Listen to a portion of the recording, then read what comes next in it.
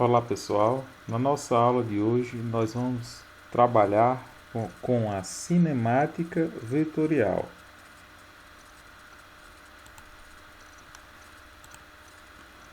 Então pessoal, para estudar a cinemática, nós já vimos a cinemática escalar, que estuda a parte da física que estuda o movimento dos corpos. E nós vamos trabalhar agora a cinemática vetorial, que também estuda o movimento dos corpos, mas agora com mais informações, tá certo? Então, antes de iniciar o nosso estudo da cinemática vetorial, vamos ver os aspectos do movimento bi e tridimensional. Então, basicamente, numa figura nós temos uma figura bidimensional, ela vai nos mostrar a largura e a altura. Já numa figura tridimensional, nós temos a altura, largura e profundidade. Então percebam que na figura tridimensional nós temos mais elementos, tá? Então perceba essa imagem. Será que essa imagem representa uma figura bidimensional ou tridimensional? Então, se a gente perceber, ela representa uma figura bidimensional. Nós temos largura e altura, né? Segundo exemplo, essa nossa imagem, ela mostra, apesar de ter um fundo, uns quadros, né? Nós temos aqui a representação do piso como se fosse uma largura e seguido uma altura. Então, representa uma figura bidimensional. Já nessa figura, nós temos uma sensação de, além de largura e altura, nós temos profundidade. Então, aqui já passa a ser uma figura tridimensional. Aqui, percebam que nós temos profundidade, temos largura, temos altura e temos profundidade, figura tridimensional. Aqui mais uma, né, mais complexa ainda, mas nós temos largura, altura e profundidade, figura tridimensional. Então é importante mostrar essas imagens que na física, às vezes para a gente estudar o comportamento, o movimento de um corpo, muitas das vezes até aqui nós só caracterizamos a intensidade, ou seja, a grandeza precedida da unidade, tá certo? Como imagina aí, você está sentado na cadeira e tem uma mesa. Essa mesa tem 1 metro de comprimento. Então, esse tamanho, essa ideia de comprimento, dá ideia de tamanho, é um exemplo de grandeza escalar. Porque a grandeza escalar, para ela ter sentido completo, ela necessita apenas do valor da medida precedido da sua respectiva unidade. Isso já me mostra uma grandeza escalar. Por exemplo, se eu digo que está fazendo 28 graus, aí você já tem ideia de temperatura, já tem sentido completo. É um exemplo, a temperatura é um exemplo de grandeza escalar. Eu digo a medida, o valor da medida, 28 graus, você já tem ideia daquela grandeza, já tem um sentido completo. Ou então, se eu digo que eu tenho massa de 80 kg, quando eu digo 80 kg, na sua cabeça já vem a ideia de massa, né? Porque eu dou o valor da medida respectivo com a respectiva unidade, já tem um sentido completo. Se eu digo que são 4 horas e 45 minutos, você já sabe que é tempo, porque o tempo é uma grandeza escalar. Ou seja, uma grandeza escalar, para ter sentido completo, ela necessita da sua unidade e o seu respectivo tempo. No exemplo dessa figura, né? Vamos dizer que o médico está medindo a temperatura desse paciente. Se deu lá 38 graus, então vamos dizer que ele está em estado febril. Quer dizer, quando eu digo 38 graus, você já tem ideia de temperatura. Então isso é um exemplo de grandeza escalar. Por quê? A grandeza escalar ela necessita do valor da medida precedido da sua unidade. Tendo sentido completo, é uma grandeza escalar.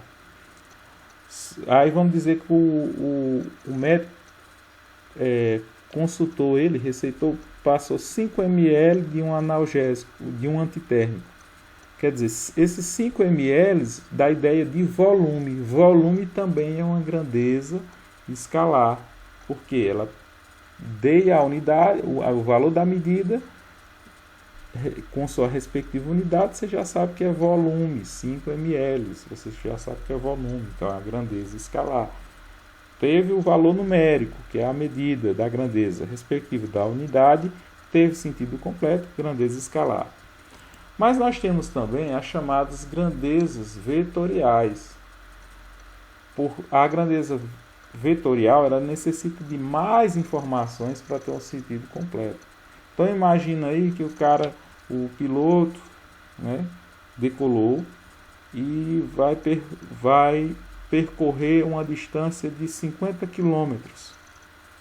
Mas aí vai ficar vago esse dado que eu te dei, porque se eu digo que ele percorreu 50 quilômetros, será que foi para a esquerda? Será que foi para a direita? Será que foi sentido norte, sentido sul? Se foi sentido leste, se foi sentido oeste? Então perceba que eu necessito de mais informações para ter um sentido completo essa situação problema. Então essas grandezas que necessitam de mais informações, elas são chamadas de grandezas vetoriais. Aí você pode dizer, professor, mas o senhor já lá no estudo da cinemática escalar, nós vimos a velocidade. Sim, nós vimos a velocidade, mas só o valor, a velocidade escalar, só o valor do módulo da intensidade. Mas a velocidade, ela é uma grandeza vetorial, porque para ter sentido completo, a distância ou a velocidade necessita de mais informações que nós vamos ver logo a seguir. Então, só para reforçar, recapitulando, grandezas escalares são aquelas que podem ser escritas na forma de um número seguido de uma unidade. Então, a grandeza escalar, para ter sentido completo, ela tem que ter um valor numérico, que é o valor da respectiva medida daquela grandeza, seguido da sua unidade. Então, essa unidade caracteriza. Quando eu digo eu tenho 80 quilos, 80 quilogramas, você já sabe que é a grandeza massa, porque eu digo 80, o valor numérico, seguido da unidade, quilograma. Se eu digo que são 4h45 da tarde, então quando eu digo 4h45 da tarde, 4 horas e 45 minutos, você já sabe que é a grandeza tempo, valor numérico precedido da unidade, deu sentido completo, é uma grandeza escalar. Exemplos de grandeza escalar, nós temos o comprimento, o tempo, a temperatura e a massa, tá bom? Agora vamos para as grandezas vetoriais. A grandeza vetorial precisa ser expressa por um número, esse número nós chamamos de módulo, de uma direção e um sentido, e uma unidade de medida. Perceba que precisa de mais pontos, mais características para me ter sentido completo. Só o número e a unidade não dá um sentido completo a esta grandeza. E daí nós vamos estudar os vetores. Então, o vetor, eu costumo dizer nas minhas aulas, que o vetor não é um número, o vetor é uma seta. Por quê, professor? Porque o vetor, essa seta tem um tamanho, o tamanho representa o número, o módulo da medida. Essa seta é um segmento de reta, esse segmento de reta representa uma direção, pode ser direção vertical, pode ser direção horizontal, daí o estudo do aspecto tridimensional. Imagina aí uma formiguinha subindo a parede aí de sua casa. No momento que ela sobe a parede de sua casa, a gente pode determinar que esse movimento é bidimensional, porque está tendo uma largura e uma profundidade. Ela está subindo, né? Está movimentando uma altura, então tem um movimento bidimensional. Agora imagine que você está em seu espaço, vamos dizer que está em seu quarto, e passa uma mosca voando, sobrevoando, né, seu quarto. Já esse movimento, ele é um movimento tridimensional, porque vai ter largura, altura e profundidade. Então é mais complexo. Então, para caracterizar o deslocamento dessa mosca, eu necessito do módulo, né? Qual foi a distância que essa mosca andou, qual foi a distância que a formiga andou. Eu necessito da direção, foi na vertical, foi subindo, foi descendo, foi para o lado, foi para o outro. E necessito de um sentido, se foi da esquerda para a direita, da direita para a esquerda, para cima, para baixo. Então, para caracterizar uma grandeza vetorial, eu necessito de módulo, direção e sentido. E aí é representado por uma seta, porque o vetor, gente, é uma seta. Imagine um exemplo logo a seguir. Imagine que eu tenho duas pessoas, dois observadores, observando o mesmo referencial. Imagine que tem uma casa aqui, e aí eu tenho um observador em uma rua e um observador na outra. Vamos dizer que a casa está na esquina. Então, para esse observador 1, eu vou ter um vetor posição. Lembrando, quando eu coloco o termo vetor, grandeza vetorial, porque necessita de módulo, direção e sentido. Então, para o observador 1, o vetor posição 1 é caracterizado por essa setazinha aqui azul. Tá? Essa seta azul tem um tamanho, vamos dizer que ele está a 2 metros da casa. Tá certo? Vamos dizer também a direção. Ó. A direção é inclinada, o sentido, vamos botar para a direita. Já o observador 2, ó, o vetor posição 2, tá? Esse vetor posição, ó, representa uma seta, porque ela tem um tamanho, vamos botar que seja 2 metros, tá? 2 metros da casa. Então é o módulo, 2 metros, é o tamanho, o módulo. Tem uma direção, vamos dizer, inclinado. E o sentido, para cima. Vamos botar aqui para cima, por causa da figura geométrica, para cima. Pronto. Então, é importante entender que uma grandeza vetorial, primeiro, é representada por uma seta.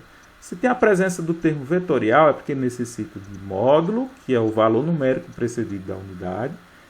Ela tem uma direção e ela apresenta um sentido. Tá certo? Exemplos de grandezas vetoriais. O vetor posição, o vetor deslocamento, o vetor velocidade, o vetor força e o vetor aceleração.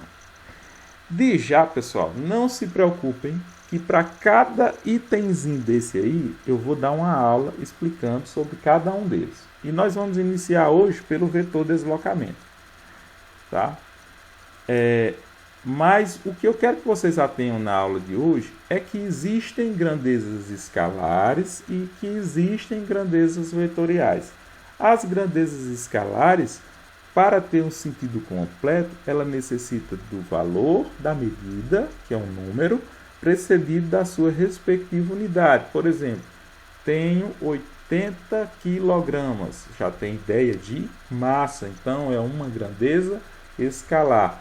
Agora, se eu digo que eu me desloquei 2 metros, aí já vai surgir a dúvida na cabeça de vocês. O professor deslocou 2 metros para onde? Foi para a esquerda? Foi para a direita? Foi para o lado? Foi para o outro? Ou seja, eu necessito de mais informações para dar um sentido a essa grandeza. Então, quando eu necessito de mais informações, além do número e da unidade de medida, essa grandeza é chamada de vetorial. Tá certo? Vamos iniciar na aula de hoje falando sobre o vetor deslocamento. Então, o que é o vetor deslocamento? Por conceito, o vetor deslocamento é uma grandeza definida como a variação de posição de um corpo em um dado intervalo de tempo. Dessa forma, o vetor deslocamento pode ser obtido pela diferença entre as posições final e posição inicial. Então, para a gente apresentar o vetor deslocamento além do conceito, vamos fazer um exemplo. Imagina aí que eu desloquei de uma cidade A até uma cidade B. E que essa distância, perceba que a trajetória é curva. esse é o nosso deslocamento escalar, o famoso ΔS. O ΔS é a própria trajetória. Ó. Ele saiu de um ponto, de uma posição inicial, fez uma curva, fez outra curva, e aí chegou lá. Vamos dizer que esse deslocamento que ele percorreu, essa variação de espaço, esse deslocamento, foi de 80 km. Pronto. Esse foi o meu ΔS, 80 km.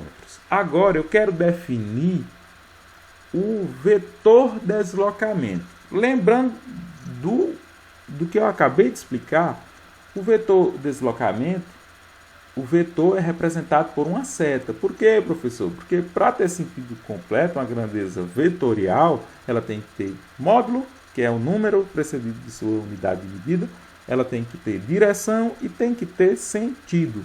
Então, ó, vamos representar agora o vetor deslocamento através de uma seta. Pronto, ó, essa setazinha verde representa o vetor deslocamento. E o vetor, detalhe, ó, o vetor deslocamento é um segmento de reta. Ele parte da posição inicial, ou seja, de onde iniciou o movimento, e ele finda onde ele chegou, na cidade B, ó, a ponta da seta. Então, o vetor é uma seta, gente. O vetor é representado sempre por uma seta. Qual o tamanho dessa seta? Vamos dizer lá que a distância em linha reta da cidade A à cidade B são de 50 km. Percebam que o vetor deslocamento é o menor caminho, é a menor distância entre essas duas cidades. Tá certo? Então, podemos caracterizar que o módulo do vetor deslocamento é sempre menor ou igual ao módulo do deslocamento escalar. Isso é uma propriedade característica importantíssima. Ou seja, perceba que ele deslocou, na verdade, 80 quilômetros. Essa é a distância real. Essa variação de espaço é o deslocamento, é a distância que ele produziu na trajetória. Mas o vetor deslocamento é como se fosse o atalho, é a menor distância. É como se ele tivesse ido de carro e tivesse ido um avião em linha reta, ó, entre uma cidade a outra.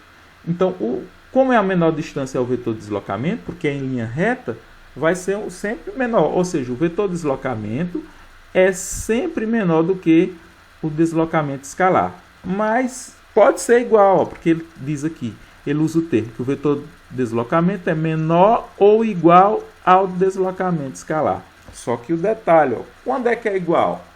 Se a pista for retilínea. Se a pista for retilínea, ó, perceba, vamos dizer que ele andou aqui 50 km da cidade A a B, esse é o deslocamento escalar, e como o vetor deslocamento é uma seta, também vai percorrer sobre a trajetória, igualando o vetor deslocamento também a 50 km por hora. Pronto, pessoal. Eu finalizo aqui essa aula e até uma próxima oportunidade.